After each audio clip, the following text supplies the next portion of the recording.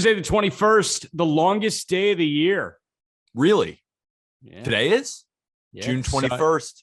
Summer solstice. Yeah, it is. Huh? What are you going to do? Right. What am I going to do to celebrate? Yeah. I don't know. Is this something that we celebrate? I've got the Indians and the Memphis Redbirds, the AAA affiliate of the Cardinals, game one of the series. No O'Neal Cruz, by the way, which we'll get into off the top. We've got just a whole bunch of storylines that we want to hit. Jack, Peter, Just Baseball Show, Tuesday the 21st. Feel like we haven't gotten a unit update from you recently.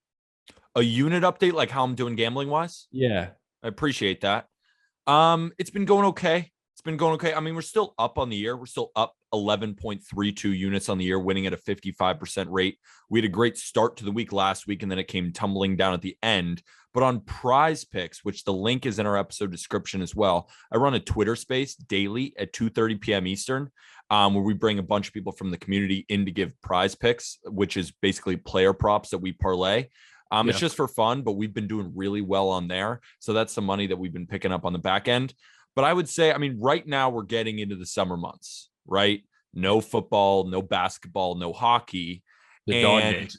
A lot of the stats, it's like you want to follow the trends of the earlier, but you also have to remember that some of those trends are going to start to go in the opposite direction as things starts to normalize. So we're at this point where, do I trust the numbers in the early goings of the season, or do I have to play future predictor and think those stats are going to normalize based on past trends? It's a lot happening right now. We have some 2 picks today. This is Monday. I'm on the Brewers' first 5 innings against Miles Michaelis with Corbin Burns. I'm on the under in Padres Diamondbacks. We're recording on Monday to be released on Tuesday, so you're going to see if these are right. But that's where we're starting off the week right. I got my iced coffee.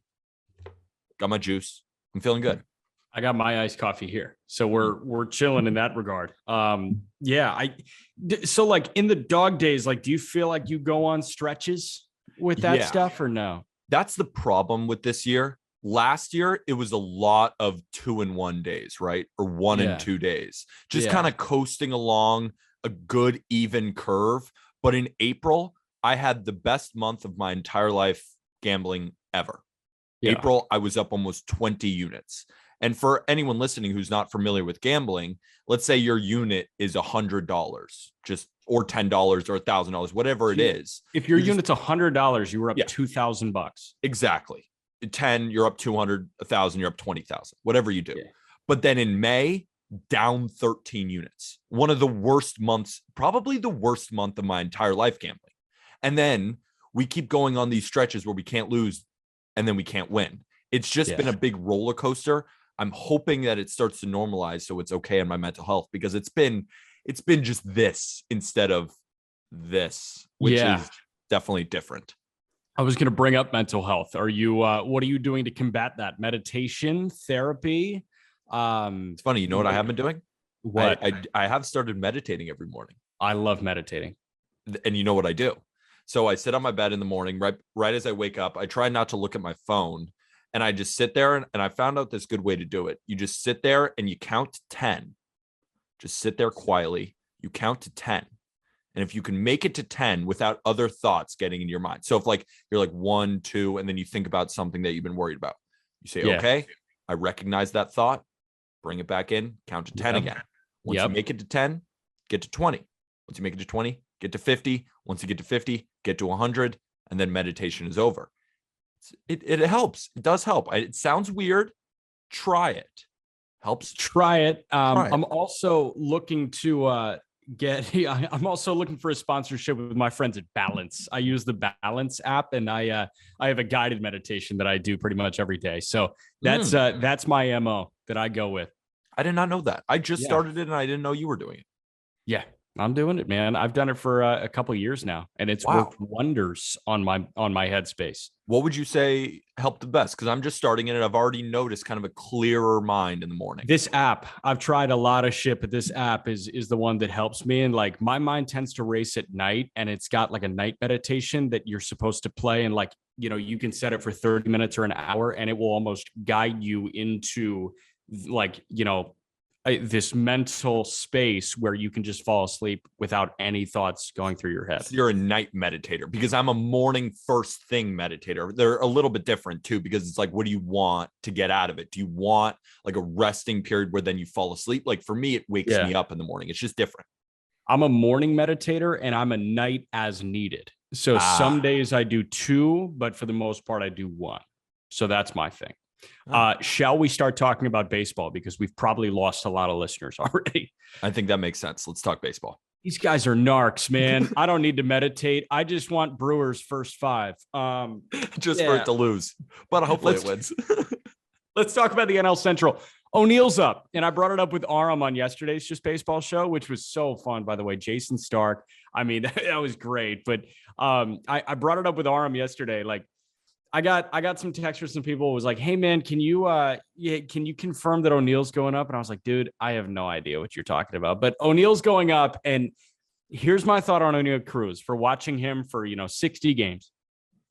This guy will likely not have the stars align for this to happen. Like, I think he's going to be a very good baseball player, but the best case scenario, the 100th percentile outcome for O'Neill Cruz, and I saw all 3 of these things in spurts, is hitting the ball harder than Stanton, throwing the ball harder than Carlos Correa, and running as fast as Shohei Ohtani.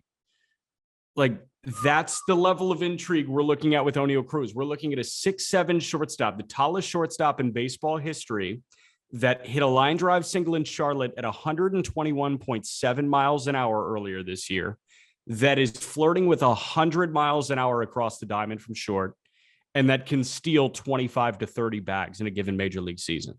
We're looking at a guy that is as must watch, if the stars align, as Shohei Ohtani, Mike Trout, and Fernando Tatis Jr. And I don't think I'm being hyperbolic when I say that. I have one question. What the fuck took them so long? I mean, come on now. I mean, I know you're going to give the answer. I know the Super 2 deadline is approaching, so it was like kind of now or not really now or never, because we've seen teams manipulate service time. So it's not really now or never, but it's like almost now or never with this situation. What took the Pirates so long with O'Neill Cruz? Because Bobby Witt and Julio Rodriguez, all these guys, maybe you could say they're slightly more talented, but in terms of a talent level, O'Neill Cruz could surpass all of them. So what took the Pirates so long? Okay, so right now we're talking about ceiling, right? We're not talking about floor. That's why I wanted to get into that, because not everything's golden. Exactly. The Super 2 deadline passed last week. So now O'Neill Cruz, he will likely not qualify for this Super 2. And he also was probably held down for long enough to the point where he finishes outside the top 2 in NL Rookie of the Year voting. Well, we'll see what happens with Seiya and all that. But if you finish top 2 in Rookie of the Year voting, then you are awarded a full year of Major League Service time. So he will likely not be awarded a full year of Major League Service time. But honestly, I don't believe that was the thing. Like, I don't think there was a service time manipulation thing going on here. He was not good in the month of April. I mean, you can look at the monthly splits. Like, his OPS was well below 600 in April, and he was striking out all the time. He was hitting the ball on the ground all the time. And oh, by the way, O'Neill Cruz commits 16 errors in Indy through 60 games. That was the most in AAA baseball. So O'Neill had some stuff to figure out, and I don't think anybody really understood that. Like, they would just see the home run clipped and put out on Twitter, and it's like, get him up. This is so stupid. We should arrest Ben Cherington. I see hashtag arrest Ben Cherington on Twitter. What are we doing? What are we saying about that? O'Neill had some stuff that he needed to figure out defensively. He needed to figure out a little bit more focus. That's what Ben Cherington said. And he figured that shit out. I think the time is right for O'Neill to go up. He really struggled in April. He put together a damn solid month of May and early part of June. And I think this is going to be really exciting for Pirates fans who are watching Jack Sawinski have a 3-homer day, including a walk-off bomb. Amazing. Leover Peguero make his major league debut. And now you've got O'Neill coming up after a cup of coffee at the end of last year. I think the Pirates are like actually going to be a team that people watch, especially when Roansy Contreras is on the hill. Totally agreed. And we can talk about the play because we talk about the play on the field all the time, but I really want to focus on the focus, no pun intended. The focus is what you talked about and what Ben Cherington has also spoken about too. And when you watch him in the minor leagues as well, you can tell there's something off. It's almost like he's not caring, But what changed? Because there was something that had to change, because no matter all the production, if Ben Cherington and the Pirates brass see this guy mentally doesn't look like he wants it yet. Did you see a light switch? I mean, you watch him every day. Did you see a light switch? Did you see him start to progress fully in that? Or are you still thinking, I didn't really see him progress, just the talent was too much and the Pirates had to do it? You know, baseball is very hard to stay locked in for every pitch every day.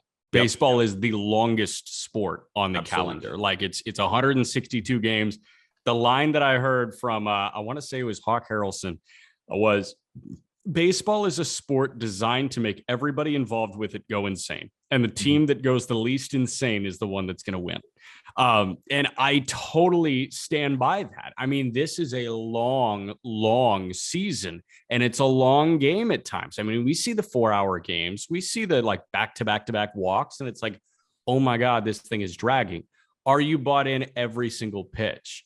And they needed to work on that, and they worked on that. I wouldn't necessarily say that there was a switch flipped, but I think when the weather warmed up, that helped a little bit, because it's really hard to be out in St. Paul, Minnesota, when the wind chill has the real feel at 19 degrees, and you're playing baseball, and you're from the Dominican Republic.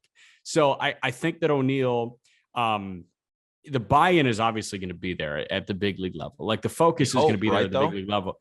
I mean, listen, dude, you're at the show. Like, this is what you worked your entire life for. So I think the question was like, what was his focus and his buy-in going to be like in minor league baseball when all of his buddies are getting called up, you know, with the Pirates, with other teams as well. And I think he realized once he like snapped it in, it was only a matter of time. And you could see him snap it in offensively, and now he's up, and hopefully he goes crazy and he does get that full year of service time and wins the NL Rookie of the Year.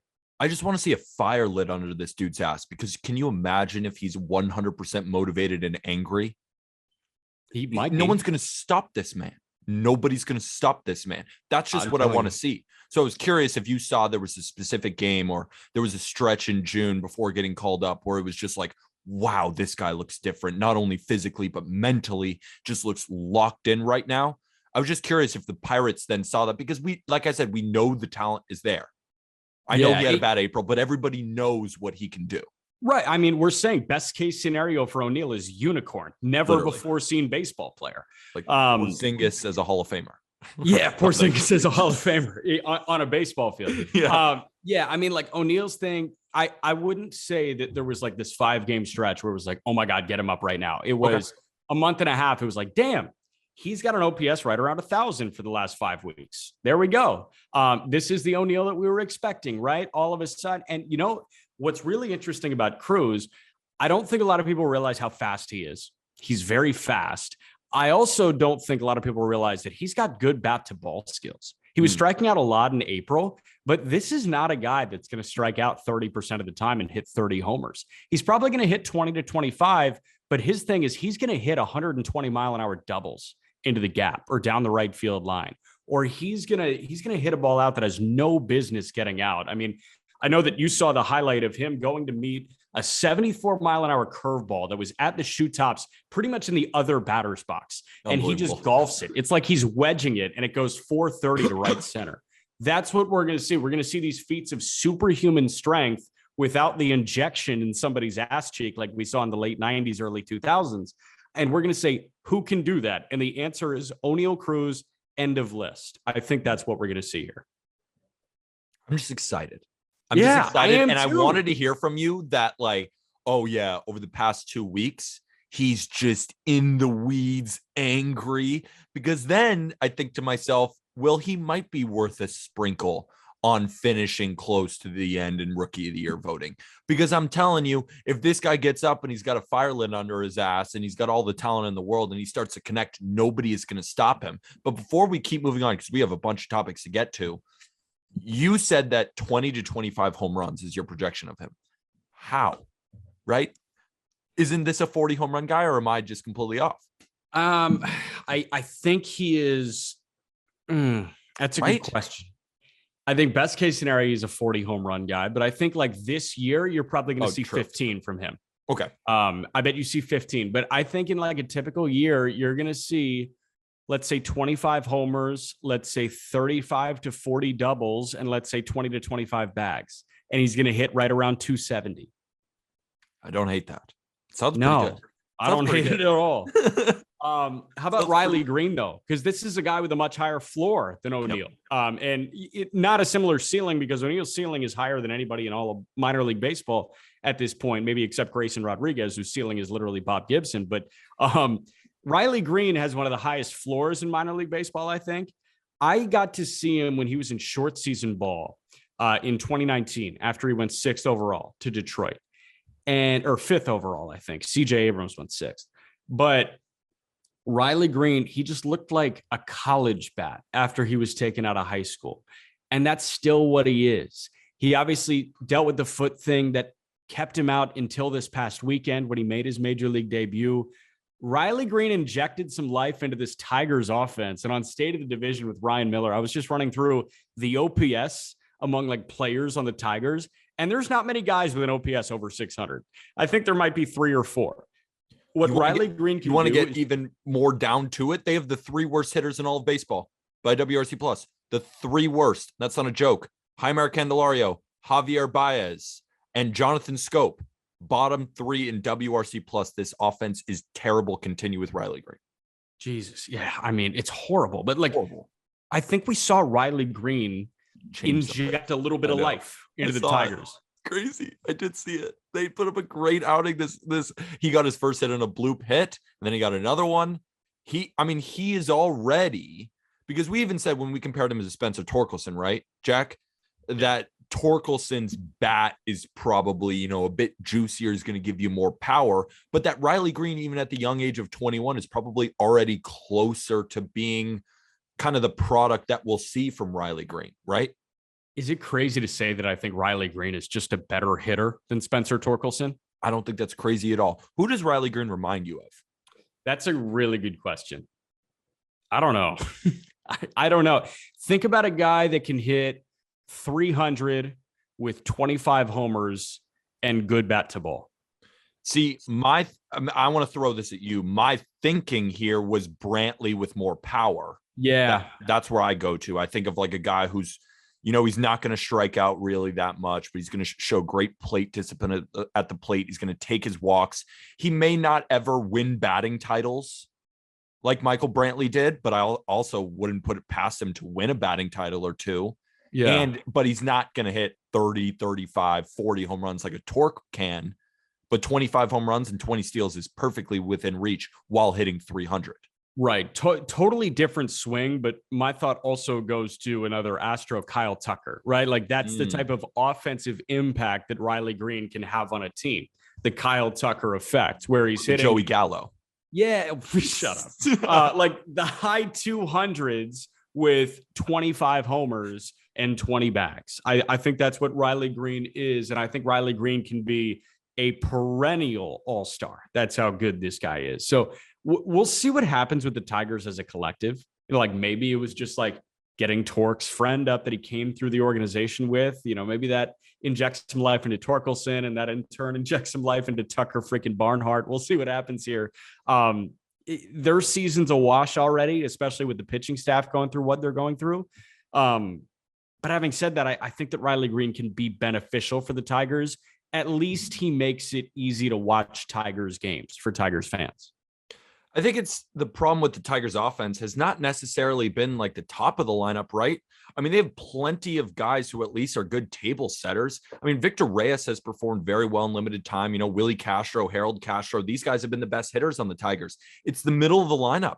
The middle of the lineup can't do anything. Miggy is, even Miggy's hitting 297, but he just has no Miggy's power. Better, man. Miggy's the best offensive piece they have right now. Everybody else sucks. He's got no power. He's slugging below 400. Like you're just not even probably going to get 20 home runs this year from Miguel Cabrera, which is just a far cry away from the 40 plus he used to be putting up. Like even Austin Meadows has just been on and off the IL. There's just the middle of the lineup. The guys who I was saying with Scope, with Baez, who have been healthy all year and just can't hit. Candelario has been off and on the IL, but again, can't hit at all. The middle of the lineup, the run producers can't hit. But Riley Green, and then as soon as Spencer Torkelson starts getting hot, they will at least help that. But Riley Green looks ready already at 21 years old. Yeah, no, he's great. And me, Aram, and Ryan Finkelstein were talking too. If Tarek Skubal didn't exist, Miguel Cabrera, even with his sub 400 slugging, would likely be the Tigers all-star. That's how bad the team is this year. Just as we're talking about rookies too, the Braves might have the front runners in NL Rookie of the Year of Mackenzie Gore after his tough start with Spencer Strider and Michael Harris Jr. So, and the only reason I'm bringing that up, Michael Harris or Riley Green, they're both 21-year-olds. They're both outfielders. Who do you like for the rest of the season? In terms of NL Rookie of the Year voting? No, because I mean, they're both in different leagues. I'm just talking about the player, like where they are in their development right now. Riley Green versus Harris ends up having kind of the better season, because I think also what that question does with the success of Harris, if you say a guy like Riley Green, it's giving a ton of praise to Riley Green. But if you say that Michael Harris is still better, that just then again shows this Michael Harris guy, we're talking all this praise about Riley Green, but Michael Harris is still that dude. I just think it's an interesting hypothetical.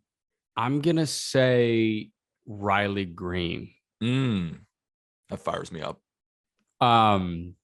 Green is the fourth high school guy to debut from that 2019 draft, because it was Witt and Abrams right away, CJ down in AAA, and then you had Michael Harris, and then you had Riley Green. And Michael Harris, his tools are louder than Riley Green at this point, right? Like, better defender. Michael Harris is a world-class defender. There's a world where he wins the Gold Glove in center field in the National League this year as a rookie. Wow. He's that good defensively. He's amazing. He covers so much ground. Riley Green is not that defensively, but the hit tool I think is better. Like I do think that Riley Green will have a better offensive season at the end of the year in 25 fewer games than Michael Harris will have. But I think Harris, especially for the Braves situation, I think Harris is going to be more important, because I just don't think the Tigers are going to compete this year. But I think in terms of who will put together the better 2022 season, it'll likely be Riley Green. And I think Riley Green is the better overall player. That's remember, that's not a detriment to. No, Harris. It's just like it's Riley Green's really good. I did text that I think if you're trying to put more money on the NL Rookie of the Year race, it should be going on Spencer Strider.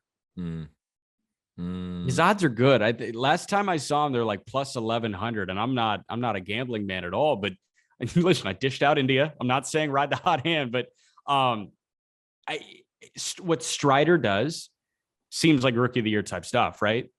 My only thing with Strider is, he is a bullpen arm, moved to the starting rotation. How long does 100 miles an hour last? How long does 99 last? If he's just 99, like all year, my worry is, with Rodon, right? When he's 97, 95, yeah. Yeah. And then a couple of starts where he then turns into 95. Like, is he a good enough pitcher to still be able to get outs consistently without the super, super high velo? Because it's still early in the year. He's only had a couple of starts, not a couple. I mean, now we're getting to a sample size of like 6-7 starts, but then again, that's what it is. So I don't know. I don't know if this continues to last, because we have no prior history of him doing it. I will say that Carlos Rodon does not have the thighs that Spencer Strider has. Facts. I mean, he doesn't have those are the best legs on a pitcher in baseball. Looks like Saquon. He looks like Saquon, and legs last. Facts. What you were taught growing up as a pitcher, right, is your arms should feel sore after a start. Yeah. But your whole body should feel sore after a start. You should be getting everything you possibly can out of your body. You should feel it in your back. You should feel it in your lower back. You should feel it in your legs. Your legs should be sore. It should feel like you maxed out on squatting after a start. That's what Strider throws like. It looks like he maximizes his body, which is the biggest thing for a pitcher, and that can make him sustainable, I think. I think so too. I'm not saying that I don't think so. It's just when I'm putting money on things, I want things that, at least in my head, I can argue to myself, this seems like more of a sure thing. It's hard to place my money on a player who's a former reliever turned starter and expect him to continue this level of velocity throughout the year. Similar to Michael Harris, the reason why I'm not running to put money on him to win NL Rookie of the Year is because he is a 21-year-old who hasn't gone through the rookie lull yet, which it hits everybody. The pitchers, they throw to these guys. The rookies may perform well. And then there's a level of, the pitcher, he's got to figure it out. Yeah. Batter himself has got to figure out from the adjustments that the pitchers make, because they make them quickly. Like, will he go through a lull? And then he might get good again. Yeah. But I'm expecting him to still go through these types of things. That's my reasoning for just not wanting to put my money on it. So if you were to commit to one guy for NL Rookie of the Year, would it be Gore or would it be somebody else? It's still Gore for me. I mean, my pick at the beginning of the year was Seiya, and that was the only person I took. So I'm still riding with Seiya. But if you told me who do I think will win it, I still think it's going to be Gore, because think about it. Who is like, out of all of these rookie starting pitchers, like what we've seen from Gore so far this year, he seems like the most sure thing, barring an injury, of course. Dude, he's so good. He's so good, right? And he already looks like that. And we've had prior history of him at least being a starter, being this guy. It was about him figuring out the command, and the command has looked great. Those are tangible things where I think to myself, I'm okay losing this bet as long as it's on Mackenzie Gore, rather than a reliever turned starter that I'm hoping based on huge velocity spikes and the legs. Like, I can't just bet on quads as much as I love. I can bet on quads, man. I bet on ass more than quads, and Strider's got both of them. And I'm also not saying that it's a bad bet to be on them. They could both of them could be front runners for NL Rookie of the Year, and they are right now. I just talking from my mindset of how I bet on futures, and it's been profitable for us generally, and so that's my thinking there. Yeah. How about NL MVP? Because Manny Machado just went down. Thank God he didn't break his ankle. That looked so bad in real time. I was like, his foot's going the wrong way. I thought he broke it. I thought he broke it too, but it turns out he's just wearing super baggy pants and it was just a bad sprain. But he's going to be out for several weeks, apparently maybe north of a month here. So Machado, he was probably the NL MVP frontrunner at this point, right? Like him or Mookie? Yeah, or Goldschmidt. Like there's Goldie. There's Goldschmidt's probably. I don't know. Like it's so tough with Machado's acumen. All the best hitters right now are in the AL. Like Goldschmidt is really, really amazing. Mookie has slowed down lately, and now Mookie hit the IL, which is not. Yeah, he's got a cracked rib. No, but I mean, like Judge is the best hitter in baseball right now, and then Trout, and then Yordan Alvarez. Trout might be better than Judge right now. Trout had a weekend series against the Mariners where he could not get out. But how about Yordan, dude? Yordan's hitting like 480. Also him. Right now. There's no wrong answer. 480 in June. Yeah, there's no wrong answer, but those three guys are in the American League. Facts. At this point with Machado, I want to get to what that means for the Padres in a moment, but does that mean like you should be running to Paul Goldschmidt for NL MVP right now? No, because also don't you expect Goldschmidt to at least regress slightly? I mean, it's reasonable to expect. Dude. I don't think he's going to hit better than he did. I know. I think it's tough. Better than he did at any point in Arizona. I think the race is wide open right now. There's nobody that I'm running to bet. Absolutely not. That's why I'm running to Eddie Adrianza. Just got off the 60-day. I think he's hitting like 180 right now for Washington, but I think he's due for some positive regression for sure. Yeah, he's probably like 165 or something. Yeah. You just got to hit your weight, and he's hitting above his weight. So what anyone can make fun of him? Exactly. We're good, man. Listen, if you can't hit your weight, just like drop some bills and you'll be on a major league team. Can I say how this affects the Padres for a second? Because when I look at the roster, Manny Machado has a 945 OPS. You know who's next? Jorge Alfaro. The Padres don't have a hitter on their roster right now with an OPS over 800. With Tatis's timetable being pushed back, with Manny Machado now out for weeks with the ankle injury, you have to be worried about this offense. You have to be. I know Cronenworth can still hit, and he's getting hotter, which is good to see. Luke Voit has had some great weekend series. The power is starting to come in. But as Eric Hosmer slows down, and we know that he's going to slow down.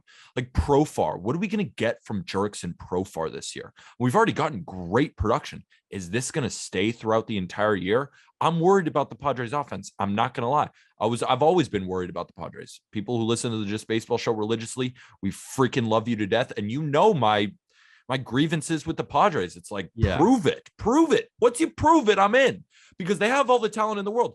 Just have a season where you freaking make the playoffs and dominate like you're supposed to on paper every single year. And now things are starting to fall a little bit. And the Giants have still not been healthy all year, and they're still right there with the Padres. I still lean Giants to finish over the Padres at the end of the year. And it's not just because of the Machado injury. It's just because of the polarization with this team. It's like, you never know. You never know. The pitching is better than it was last year. Yes.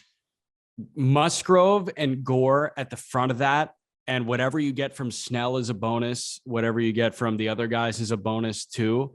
Does that Darvish excite too? you? Like, Darvish has been great, but Darvish has been great. Darvish is known for his blowups, especially on the road. Yeah, and we'll see how sustainable this Mackenzie Gore is. But Musgrove, I totally believe in.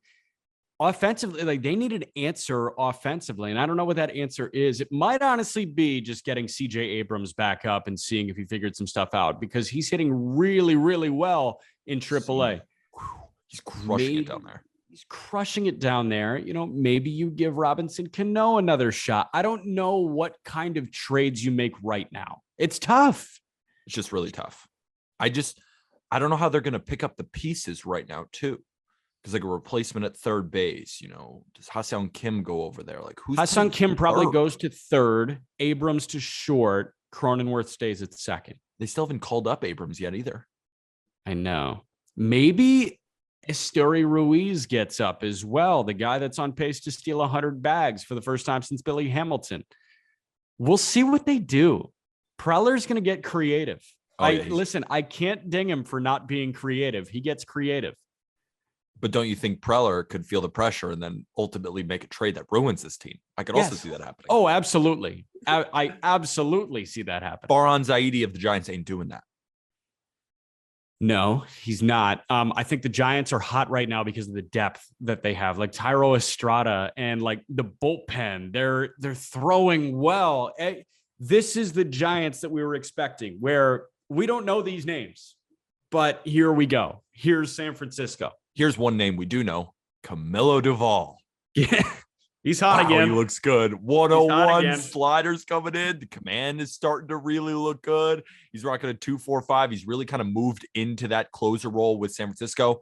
And I think that matters too, because you got a 24-year-old who hasn't had much time in the bigs, but he's already the closer for a bullpen that had the best bullpen ERA in the entire sport last year. And I know they've had some guys like Rogers has not looked the same as he looked. McGee has not put together the season that he put together last year. But the fact that the Giants have this much confidence in this 24-year-old Camilo Duvall, that's what I saw a man face the Dodgers and I said, that's the coolest reliever I've ever seen. Yeah. And now he's dominating it. It's must see TV when Camilo Duvall is pitching in my mind. 101 with that arm slot seems unhittable, right? Unhittable. Hey, the Red Sox are really good. Yeah, they are. And we just cannot count this team out, Jack. I didn't this year. I did last year. And I learned my lesson, similar to the way I learned my lesson with the Giants. This team, you cannot count them out. Alex Cora, we know that he's going to manage them to plenty of wins. Nick Pivetta has taken this huge jump, not more of a huge jump from when he was in Philadelphia, but he showed this level of potential in the playoffs last year for the Red Sox. And now looks like one of the better right-handed arms in the American League, just shut down a Cardinals offense that looks great right now. You move forward, Michael Wacha. Dude, what's going on? I don't have an answer for that. I literally don't have an answer for that. How is he so good? Obviously, he's going to regress, but right now he looks amazing. Michael Wacha looks amazing. Damn, I love that you say obviously he's going to regress. Like, no faith in Michael Wacha. No, it's not like, but not regress to just a 5 ERA like we've seen in the past. Yeah, no. But I mean, he's putting together a really good season and he looks really, really good. I think we knew this offense was too good to sputter. They were sputtering at the beginning, but Rafael Devers is really freaking good. And I mean, they just have so much depth, dude. Like, I mean, the top end talent, they pay for the top end production.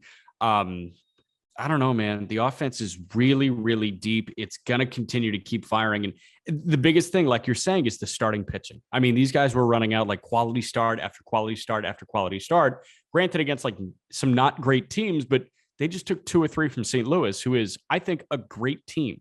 I called that a prove it series. The Red Sox won 2 of 3 in that series and didn't do it like easily. It's not like they blew them out or anything, but they won 2 of 3. And Jack, where do you think the bullpen ERA of the Red Sox ranks? Bullpen ERA for the Red Sox, I do think is like top. Is it top third? Is it top 10? 6th. It's 6th.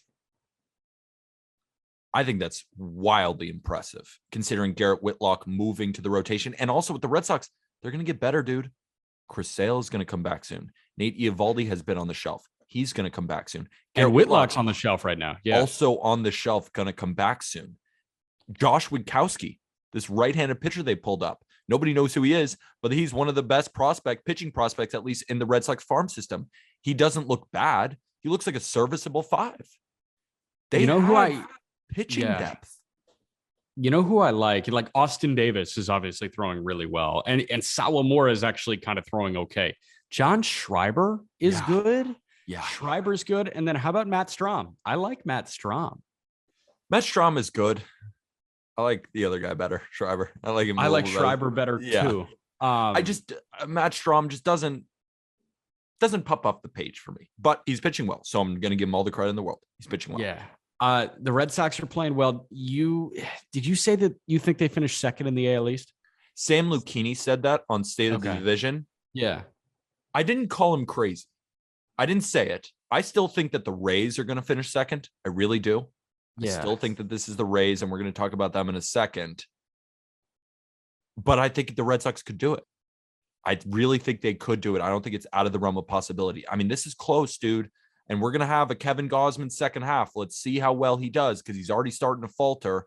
Alek Manoah has looked phenomenal, but just got beat up by the Yankees. Jose Barrios has not been able to stay consistent. Ryu is now out for the year, and Kikuchi is so inconsistent. Stripling, I mean, what are you going to do? The Blue Jays are definitely going to trade for some pitching, and the offense is going to continue to roll. But the bullpen, I mean, you can't rely on Jordan Romano to get 4 outs every single time like he did against the Yankees on Sunday. You can't rely on that. Yeah. He's not Superman. He can't pitch every single inning for the pen. And they have other guys. But like Simber is starting to get blown up. Like they just have guys who are just not that good. They need a lot in their pitching staff, more than the Red Sox, I would say. I really do think so. More than the Red Sox. The Blue Jays need more pitching than the Red Sox do. Yeah, I feel like a lot of our problems would have been avoided if Barrios was actually good. Literally, if Barrios was good, I think the Blue Jays would be like 4 games behind the Yankees. Yeah, seriously. I'm with you, man. But also Gausman, bro, is falling off a cliff lately, and I think he's tipping his pitches. Yeah, you mentioned tipping pitches. Where did you see that? Saw it on ESPN. Whether it's true or not, we'll see. Ooh, we'll see, man. I mean, like it has been stark. It's been very different from the start of the year. Pretty much like if you were to split the season in half right now, front half of his third of a season, front half of his half of a season, he was best pitcher in baseball pretty much. And then now it's like second half in San Francisco last year. He was just average. And the reason I say like tipping pitches, I saw like some rumor about it on ESPN. So I just started watching to see if I was like, is that true, ESPN? Like it could be so many other different things, but is that true? And then I'm watching, how are these guys timing up his splitter? Like they're timing it up. It's not just the lunging and then like getting a base hit through the 5-6 hole through it. Right spot. It's like they're sitting back on it. And I'm thinking to myself, how? Like, how is that possible? Are people just sitting splitter and saying the fastball can't beat me? That's something. Maybe he's not even tipping pitches. Maybe that's just a change in. It might just be approach. A change in approach. Could be a change in approach. But I'm watching guys sit on a splitter, which I think is pretty much impossible considering it's Kevin Gausman, but they're doing it and they're hitting it. So I don't know what to tell you. Right. I'm not sure either. I do think that Toronto and Boston finish ahead of Tampa, and Tampa might have the Cy Young Award winner. They're unhealthy, like we were talking about via text this morning. Zunino, Lau, Franco, all on the IL. But you look at guys that are playing consistently here. Kevin Kiermaier has a 650 OPS. Brett Phillips has a 530 OPS. Taylor Walls a 480 OPS in 56 games. And in 33 games for Vidal Brujan, he's got a 460 OPS. They can't hit right now. And I'm worried that Shane McClanahan is not going to get any run support to save his life for the next, for the rest of the year. I have no clue what's going to happen with Tampa. Do you have faith that they get good again when those three guys come off? Because Zunino was terrible before he got hurt. Franco obviously was good. Brandon Lau was fine. It wasn't the Brandon Lau of last year, but you can't really ride Wander Franco and Yandy Diaz and G-Man Choi to World Series contention. That's the thing, but the Rays, it's so tough because the Rays show up for good pitching regardless. Like they're facing Garrett Cole tonight. I mean, we're recording on Monday again to be released on Tuesday. Let's see how they do against him. Brandon Lau is still on the shelf. When he comes back, let's see. Wander Franco, when he comes back, let's see. This isn't a finished product. Also, Mike Zunino, but then again, Mike Zunino is pretty much only good against a soft throw and lefty. But then again, that's still offense for you and a guy who could hit you 30 plus home runs if you prorate that over a full season. That's the kind of power production you'll get from him. I still think that this Rays offense is better than what they've shown. I think they've gotten off to a really slow start with all these injuries in the way. And, they're continuing to start guys who, they had the Josh Lau experiment. Didn't really work. Vidal Brujan can't hit anything. Taylor Walls can't hit anything. So I feel like they're also trying a lot of these rookies at the back end of their lineup that just aren't hitting. So all those stats are accumulating, and these guys, they give them 2 hits and 30 at bats, and then that gets thrown into the rest. So you're right, totally right. The Rays offense as a whole, but when they start replacing a lot of those ABs, Vidal Brujan versus Brandon Lau, huge difference there. Wander Franco versus Taylor Walls, huge difference there. That's when I think we're going to see the offense start to pick up. But at least what we know is that the pitching has been unbelievable. And just to close on the Gausman point, I was like, guys were sitting back on the splitter. That's what I was seeing with my eyes when I first saw the game. But I'd like to just clarify that because opponents are really crushing his fastball right now. I think that's what I was seeing was guys were sitting on the splitter because they know they can hit the fastball. And then the fastball is just getting torn up right now. So when I was making the argument that they're just killing his slider, it's not that they're killing his slider. They just know that they can hit the what did I say? Yeah, I'm just slider. Yeah. Splitter sitting on the splitter because they know that the fastball ain't getting by them. Yeah. 100%. I'm with you. Just jumping back to the Rays real quick on the pitching. The pitching's been so good. I mean, Kluber's got a 3.5 right now. Rasmussen, he's on the 15-day, but he's got a 3.4 in 12 starts. Jeffrey Springs has been great. Jason Adam has been elite out of the Jason bullpen. Adam might be the most underrated reliever in the entire sport. He's an all-star. He's for sure an all-star. Should be an all-star. Also, Matt Whistler throws 94% sliders. Pisses me off. My most angry watch of a reliever. How do you keep getting away with it? Sit on a slider. I'm telling you, man, the Rays, they tell you to do one thing all the time. That's Matt Whistler. They're taking it too far with him. They're taking it too far with him, but it works. So I don't know what to tell you, man. Beeks has been good. Colin Poche has been good.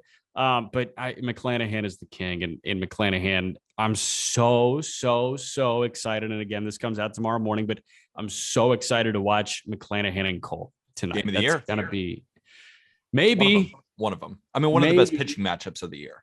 Yeah. Because last year we saw Bieber and Cole, and that was game of the year. That was pretty good. Also, I'm just interested in McClanahan third time against the Yankees. Or no, excuse me, second time around. It's either second or third time around. Garrett Cole has faced him a bunch this year. Should we check that real quick? I think it's his second or third time around. The main point of this is that I'm very interested to see how McClanahan does multiple times against the best offense in baseball in New York right now. This shows this is ace shit. McClanahan, this is third time around. That's what I thought. First time was on May 29th. He went 6 innings, a 1-run ball, struck out 7. Yeah. He started on the 15th, so back-to-back starts against the Yankees. First one was in the Bronx. He went 6 innings, 4 runs, just 1 was earned, struck out 7. So we'll see what it looks like when McClanahan, back-to-back times he's out there, sees the same lineup. Who adjusts, McClanahan or the Yankees? Short thing on earned runs. I understand how they're calculated, but he gave up 2 home runs in that game. But they probably came after an error and no, it did. It came after it came after an error in their pickoff attempt, and it technically doesn't count, but he gave up 2 home runs. But basically, what I'm saying here is that he got hit. He got hit. Yes. So did what get hit. I'm curious to see in his third start, does he shut the door or does it get worse? Right. We'll see what happens there. Yeah, that's what we'll see. Let's wrap with Cleveland, because what the Cleveland Guardians are doing right now could actually make them look like playoff contenders. Arm and I pounded our fists on the table when someone asked, what should the Guardians do? Like, should they retool? Should they completely rebuild? Should they buy fully at the deadline? And we were pounding our fists on my desk saying, buy. The time is now. You have the pitching. Bieber looks healthy. Jose Ramirez is maybe the best player in the sport. We didn't even mention J-Ram when we talked about best players in baseball. Like, the 4 best players in baseball right now, I think, are in the American League. Seriously. And you can make the argument, but they have the guys like Oscar Gonzalez has been this great rookie for them too. Like Miles Straw as a table setter hasn't really been hitting, but one of the best center fielders defensively in the game. Med Rosario looks like a solid option at shortstop. A guy can really wreak havoc on the bases and at least does some things well at the plate and can play good shortstop for them. Josh Naylor looks like a really good hitter. Owen Miller down there in their lineup. I just know all about the Guardians. I bet on them way too much. I watched How about so many of their Jimenez? How about games. Steven Kwan? Kwan's hitting 320 in June. Yeah. These guys are getting hot, man. These guys are good. This is a good team. They just went into Los Angeles and played to the level of the Dodgers. Now the Dodgers are at their like lowest common denominator. I've seen them in the past couple of years while still putting together wins. But the Guardians played really, really well against the Dodgers. If I'm not mistaken, they took 2 out of 3. This is just off the dome from watching this weekend. I think they took 2 out of 3 from the Dodgers. I know they won on Sunday. I know they lost when Cal Quantrill was on the mound. And I'm pretty sure that they won 2-1 in the first game. Yeah. That's the Los Angeles Dodgers. The Guardians are fucking good. And they should buy a bat now. Who did they go get? Like, where do they make the upgrade? My mind immediately goes to catcher. Austin Hedges cannot be the catcher. Cannot be. Good defense. Is it Wilson? Man, he's good at defense. Man, yeah, but is it Wilson Contreras? That's what we said. That's what we said. Like, why not? Because he doesn't handcuff you. He's just a rental. So you don't have to unearth all these prospects that you love. Why not get Wilson Contreras? Could use a righty also. I mean, could use a lefty probably a little bit more. Their lineup is pretty dominant. I also talked about Josh Bell, but of course they have Franimal. But he's not been anything this year, but you can't give up on him either. And Franimal's shelved. He's on the 10-day. He's played 35 games this year. Yeah. Yeah. They need to a bat. Get Josh Bell. How about it's in division, so no Benny. How about an easy one? Go get David Peralta from the Diamondbacks. Easy one. He can hit. Play good outfield for them. Easy one. Yeah, Peralta.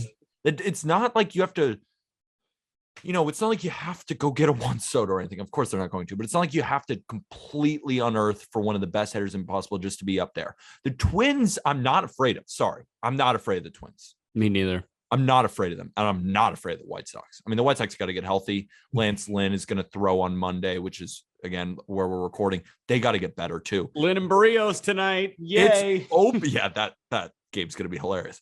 That division is open, Cleveland. Go get it. Go get it, because you can do it. They have a great bullpen. Brian Shaw, Emmanuel Clase, and Trevor Steve. They have a great bullpen. They have great everything. Buy a bat. Can we agree as a collective that Cleveland could win the AL Central? I think so. All right, let's stamp it now. Cleveland's going to win the AL Central. Well, no, they have to do something. They're a game back. They of have Minnesota. to do something without doing anything. They're a game back in Minnesota right now. But the White Sox are going to get much healthier, and the Twins are going to get healthier too. I don't believe in the White Sox right now. As a White Sox fan, I don't believe in the White Sox. I don't think the White Sox are a better team right now than Cleveland. I can't say the Guardians are going to win the division unless they had a bat. I can't do it. Because I'm going to say Cleveland. Wolves. Good. Cleveland wins the AL Central. That's my final word. I love it. I love it. I think they can do it. Absolutely. That's where we're at. That's where we're at with Cleveland. There we go. All right. Give us the social medias. Well, if you want to go follow us, of course, we're on Twitter at JustBB Media. We're on TikTok at Just Baseball Fans. And we're at Instagram at Just Baseball Show. Check out The Loop. Link in our episode description. It's an absolute banger. Might as well get $20 free in order to download the Loop app. You get 20 free bucks just for doing it. Helps us out a ton. Let us know that we sent you for all my baseball card folks. And also, just as we're talking about Loop, what did I say? What Clark did Schmidt. I say about the $1 million card man? 3 1/3, no runs against the Rays. Let's go. Again, that Rays offense can't hit. You buy me 30 more seconds. I'm going to go get my cards that I just got from Luke. I still think that it's a great card to have. This Clark Schmidt PSA Mint 9, absolute banger. Jack has walked off the screen. It's my time to shine, and that means this. Now he's back. I can't do a full 30 minutes on Clark Schmidt, but check it out. And there's a bunch more cards like it on the Loop app, as well as Prize Picks. If you want to join our daily stream at 2:30 p.m. Eastern on Twitter, it's an absolute banger. You must join. Follow my Twitter. It's in the episode linked, as well as Prize Picks. The code, might as well get some free money if you want to jump along with us. You don't need to use your own money. Might as well use Prize Picks given money. So use code JustBaseball when you're downloading the Prize Picks app. Is there anything else before we go, Jack? Valera, Bowman first. Wow. Ellie De La Cruz, Bowman first. I have an Ellie De La Cruz Bowman first too. I'm excited for that, dude. I've got John Kency Noel and Lenny Sosa over there as well. So that's it for me, man. And with that, thank you, everybody.